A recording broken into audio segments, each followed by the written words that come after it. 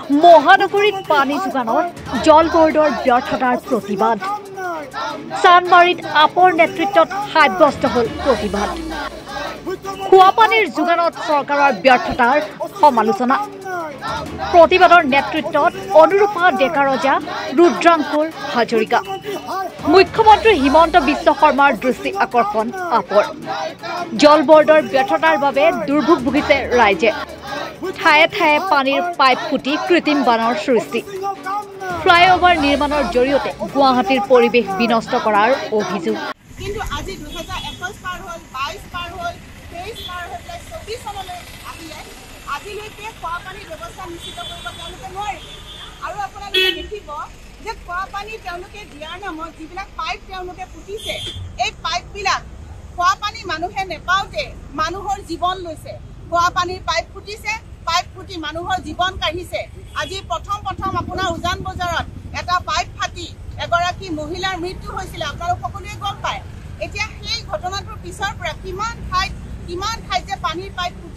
ফুটি পেলাই কেনেকুৱা মানুহৰ দুৰ্বিষহ জীৱন কৰিছে এতিয়া চাওক এয়া উৰণীয়া সেতু নিৰ্মাণ কৰিছে গছ বন কাটি তহিলং কৰিছে আজি যোৱা ৰাতি ইয়াত পাইপ ফুটি পেলাই পানী জমা হৈ কৃত্ৰিম বানৰ সৃষ্টি কৰিছে একেবাৰে সৰু গাঁঠি তল যোৱাকে পানীৰ সৃষ্টি হৈছে আজি এইখন চৰকাৰে ইমানখিনি মানুহক ঠগবাজি কাম কৰিছে যে আপোনালোকে আচৰিত হৈ যাব যে তেওঁলোকে যিবিলাক প্ৰতিশ্ৰুতি মিউনিচিপালিটি ইলেকশ্যনত দিছিলে যে তেওঁলোকে ৱাৰ্ডে খোৱাপানীৰ ব্যৱস্থা কৰিব প্ৰতিটো ৱাৰ্ডত তেওঁলোকে 10 কোটিকৈ টকা দিব তেওঁলোকে প্ৰতিটো ৱাৰ্ডত চিচি কেমেৰা ব্যৱস্থা কৰিব হস্পিটেলৰ ব্যৱস্থা কৰিব বিশেষকৈ খোৱাপানীৰ কথা কৈ তেওঁলোকে এই চৰকাৰে মিউনিচিপাল ইলেকশ্যন জিকিবলৈ সক্ষম হৈছিলে কিন্তু আজি 3 বছৰ পাৰ হৈ যোৱাৰ পিছতো তেওঁলোকে মহানগৰীকক খোৱাপানীৰ ব্যৱস্থা কৰি দিব পৰা নাই বৰঞ্চ মহানগৰীকৰ তেওঁলোকে জীৱনহে লৈ আছে প্ৰতিদিনে পানীৰ পাইপ ফুটি জীৱন তেওঁলোকে লৈ আছে আৰু এয়া এই ধৰণৰ এটা বিশৃংখল পৰিৱেশৰ সৃষ্টি হৈছে আজি অশোক সিংঘাল ডাঙৰীয়াই একো ধৰণৰ তেওঁৰ যি কৰ্তব্য সেই কৰ্তব্যখিনি তেওঁ পালন কৰিব পৰা নাই কিন্তু বৰঞ্চ তেওঁ নিজে খাল বিল পুতি ডাঙৰ অট্টালিকা নিৰ্মাণ কৰিছে সাধাৰণ মানুহক যিখিনি সুবিধা দিব লাগে সেই সুবিধাখিনি দিব পৰা নাই আৰু তেওঁ নিজৰ নৈতিক দায়িত্ব স্বীকাৰ কৰি আচলতে যি মহানগৰ উন্নয়ন মন্ত্ৰী অশোক সিংঘাল ডাঙৰীয়া তেখেতৰ আমি পদত্যাগ দাবী কৰিছোঁ কাৰণ তেওঁৰ কোনো অধিকাৰ নাই যে মানুহক এনেকৈ বছৰৰ পিছত বছৰ ভুৱা কথাৰে মিছা কথাৰে প্ৰতিশ্ৰুতি দি এই ধৰণে ৰাখিব আজি চাওক আম আদমি পাৰ্টিৰ চৰকাৰে কিমান 20,000 লিটাৰকৈ খোৱাপানীৰ ব্যৱস্থা কৰিছে দিল্লী চৰকাৰে মানুহক বিশুদ্ধ খোৱাপানী যোগান ধৰিছে ইলেক্ট্ৰিচিটি ফ্ৰী যোগান ধৰিছে আজি অসম চৰকাৰে কি কৰিছে হিমন্ত বিশ্ব শৰ্মা ডাঙৰীয়াই কয় ভাৰতৰ 5খন ৰাজ্যৰ ভিতৰত এখন উন্নত ৰাজ্য বুলি অসমক তেওঁলোকে বোলে স্বীকৃতি দিব কিন্তু আজি কি দেখিছো আমি ভাৰতৰ আটাইতকৈ দুখীয়া আৰু আটাইতকৈ দৰিদ্ৰ ৰাজ্যখন হৈছে অসম আৰু এই অসমৰ এখন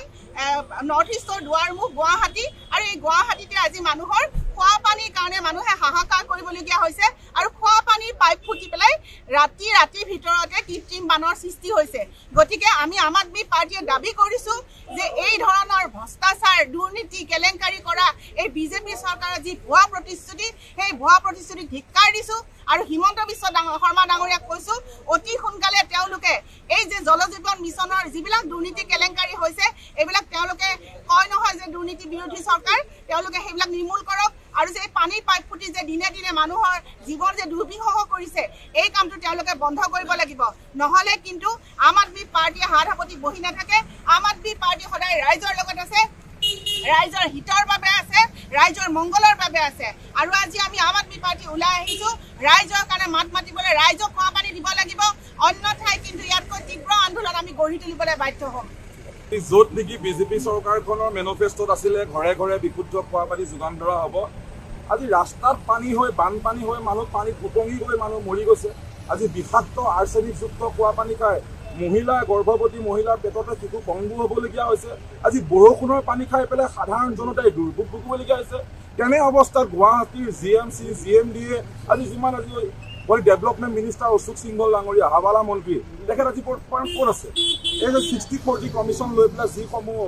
আজি গোটেই গুৱাহাটীখনত ছাদ নিৰ্মাণ কৰি পেলালে সেই ছাদৰ ওপৰে যে কেবিনেট মিনিষ্টাৰসকল ঘূৰিম বুলি যি পৰিকল্পনা কৰিছে ইয়াত জলবায়ু প্ৰদূষণৰ পৰা আৰম্ভ কৰি জীৱকুল আজি মানৱ জাতিৰ ওপৰত এটা নানান চৰম ভাবুকি লৈ আহিছে। গুৱাহাটীখন এখন প্ৰদূষণময় পৰিস্থিতিলৈ আগবঢ়াই দিছে। আমি এটা কথাই কৈছোঁ, হিমন্ত বিশ্ব শৰ্মা ডাঙৰীয়া, আপোনাৰ যিকেইজন ঠিকাদাৰক আপুনি এই কামৰ নিযুক্তি দিছিলে, আজি মানুহ পানীত বগুৱাই থাকোঁতে কিন্তু আপোনাৰ ঠিকাদাৰ কেইজনে কিন্তু কেৰেলাত গৈ পেলাই ৰিজৰ্ট খুলি বহি আছে। গতিকে সেই বহু প্ৰতাপী যিসকল ঠিকাদাৰে প্ৰতিষ্ঠানে এই কামসমূহ লৈছিলে, আজি গণতন্ত্ৰৰ চতুৰ্থ স্তম্ভ দৈনিক অসমৰ এই সন্মুখত আমি থিয় হৈ আম আদমি পাৰ্টি অসমে কেৱল ৰাইজৰ স্বাৰ্থত ৰাইজৰ কণ্ঠ হৈ পেলাই আমি আজি এই প্ৰতিবাদ সাব্যস্ত কৰিছোঁ, যাতে অনাগত দিনতো খোৱা পানীৰ সমস্যা লৈ পেলাই তেওঁলোকৰ যি ধোঁৱাচাঙত উঠা প্ৰতিশ্ৰুতি সেয়া যেন কথাৰ ফুলতৰি নহয়। ২৬ৰ নিৰ্বাচনৰ আগত ৱাৰ্ডে ৱাৰ্ডে 10 কোটি টকা দিম বুলি কৈ পেলাই ডিঙি কিৰকুলাই পুনৰ মানুহক আৰু গিনিপিক নসজাব। গতিকে ৰাইজ আৰু জনসাধাৰণ এতিয়া মূৰ্খ নহয়, ৰাইজৰ মূৰ্খ স্বৰ্গত বাস কৰিবলৈ আছে বুলি ভাবিছে যদি তেতিয়াহ'লে হিমন্ত বিশ্ব শৰ্মাই চূড়ান্ত ভুল কৰিছে। তেখেতে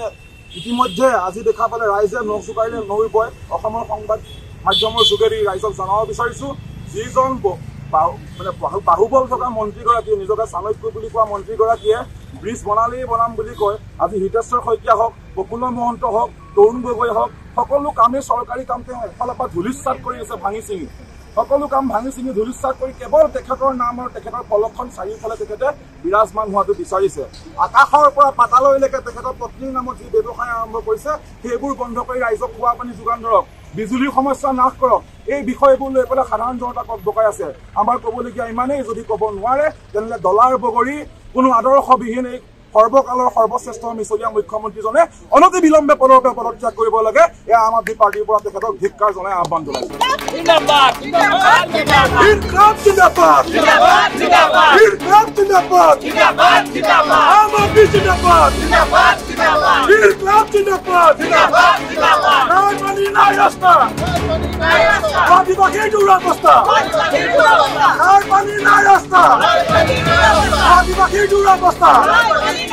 পানী লাগে, পানী দিয়ক, দুৰ্নীতি বন্ধ কৰক,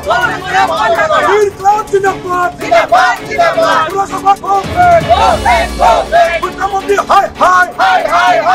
পানী লাগে, পানী দিয়ক, দুৰ্নীতি বন্ধ কৰক। News desk Republican.